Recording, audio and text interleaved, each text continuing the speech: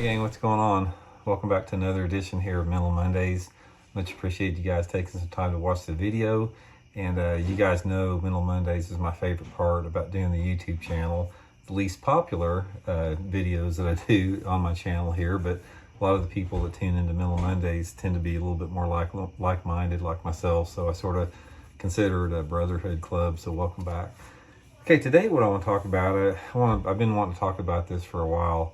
And if you've watched the channel for very long, I allude to bits and pieces of this once in a while.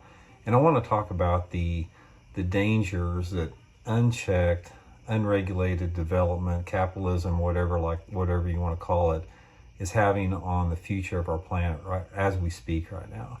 And one of the reasons I wanted to do this video is, I don't know if you guys have been following the news, but there was a dude down in Brazil. It was like, I can't remember his name, Bolo or something like that. But he was the last remaining member of one of the ancient indigenous tribes in South America. His entire family, his entire tribe was basically decimated by a lot of the cattle ranchers and development coming into his area over the past 25 years. And he was the last sole surviving member of this indigenous tribe that is now extinct in South America. And this is a long line of that. I mean, it's happened here in the United States with what we did to the Native American Indians. It's happened globally. I mean, it's like, a lot of times progress is very cruel, what it does to people and along as they get caught in the way there. So what I want to talk about here a little bit is and you've heard me talk about this a little bit before as far as growth and development. I talk about it a lot on lakes and that type of stuff. But one of the things I want to make clear to everybody here is that I don't think a lot of people realize what mankind is doing to itself right now, as far as in terms of the long-term sustainability of the planet and the creatures that live on this planet, including ourselves. And before I get into this, when you're talking about environmental protections and all that type of stuff, people that are uneducated and don't know any better, they label those people as tree huggers or libtards or whatever like that. But in essence, what happens is when you're concerned about the environment and the future of this planet, you do that for the protection of the human race, because without that sustainability that the planet offers, it doesn't matter, if it's, some type of endangered species. It's all part of the balance of life and the cycle that eventually comes back to us. So in essence, environmental protection is something we do to ensure the very survival of the human species. The Earth's going to be fine without us. The Earth will spit us up and chew us out and keep on going. But it's just man's stupidity that's sort of digging their own grave with that. One of the things that I've noticed here a lot, and you guys, I know you guys watching this channel have seen the same, because it's happened, it's globally. It's just like right now with the cattle ranchers devastating the Amazon, just ripping out, ancient rainforest to put in more cows. It's happening, that type of stuff is happening on lots of different scales on a global level. Now, I'll take Springfield, Missouri example. You guys have heard me talk about, a 5-acre tract of old growth trees get ripped out here and there to put in a convenience store or something like that. I was driving past Highway 65, which is a highway that runs next to Springfield, on the way down to Table Rock Lake a couple days ago, and there was a 1,600-acre tract of forest right along the highway there that is up for sale, slated for commercial development. 1,600 acres that they want to do all type of development for. Guys, this is a microcosm. It goes on in your state, it goes on in every state, it goes on in every country of the world.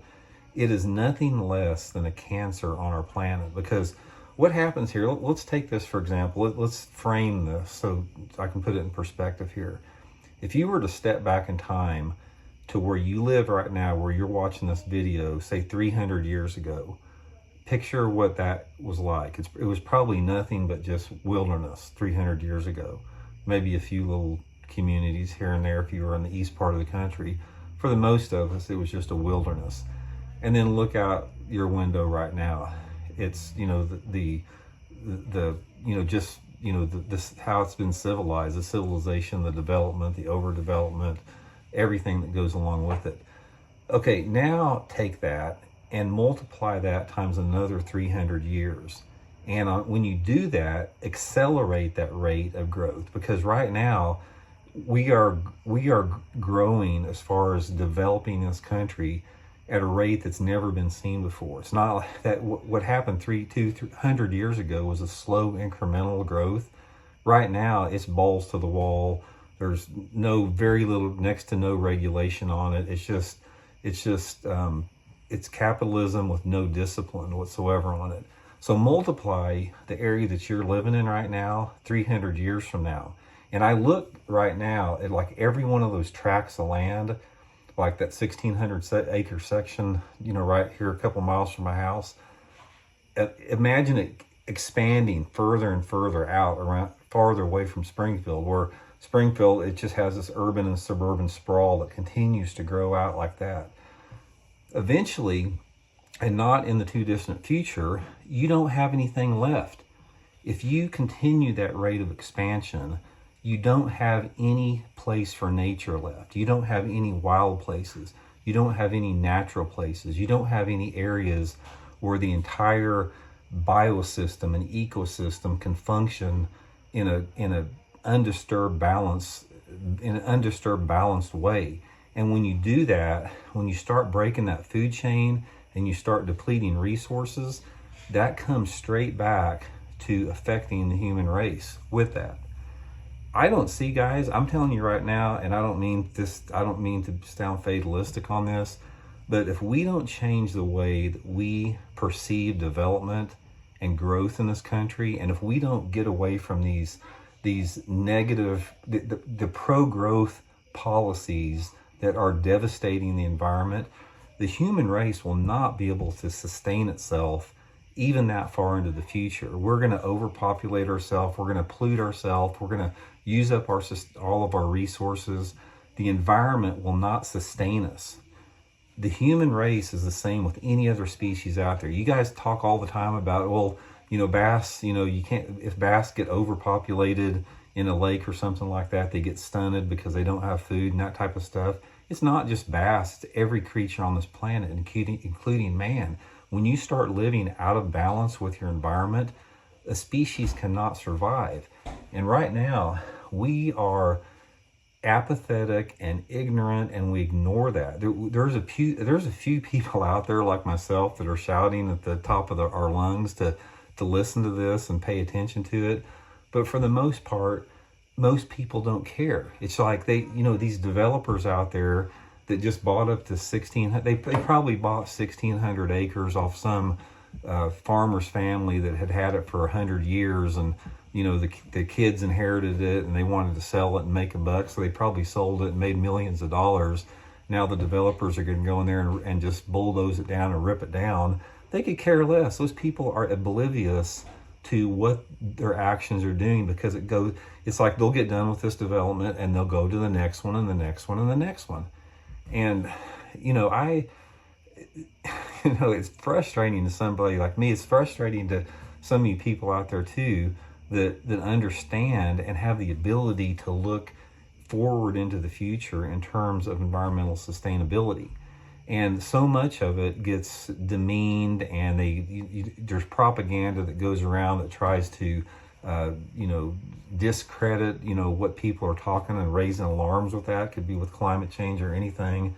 And it's frustrating. Unfortunately in this, guys, the only way this changes is through legislation. If you don't have politicians in power that understand environmental sustainability and have the ability to look into the future and say, guys, we can't continue bulldozing 1,600 acre tracts of land down in an uncontrolled manner. Eventually there's not going to be nothing left. It's like we've got enough strip malls, we've got enough, gas stations, we've got enough, just materialistic, unnecessary crap out there. Why do you guys think that parks are so popular? I mean, the parks here in Springfield, when you go to, if it's a nice day, you go to the park, it's completely packed. That is because people need that. People need that connection with nature. And even though parks offer that in a civilized, sterilized way, it resonates with people. They go there. They go to the park and to be around ponds and nature. People need that. It's more valuable. Nature is more valuable than another car dealership down the corner, or some type of a convenience store or something like that. So until we can place people in positions of power that have the awareness and the intelligence and the understand to smartly regulate this type of thing and say, no, you can't do that. It's like whoever was in charge of that area that had the 1,600 acres, they should have said, you can't do that. This 1,600 acres, there was home to thousands of different type of species of plant and animal life there.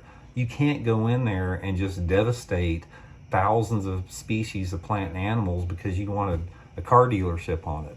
Eventually, we have got to get to the point where that becomes part of our awareness. And it's just, and like I said, that dude that died down in Brazil after the cattle ranchers, apparently what happened was the cattle ranchers were wanting these people's lands for forever.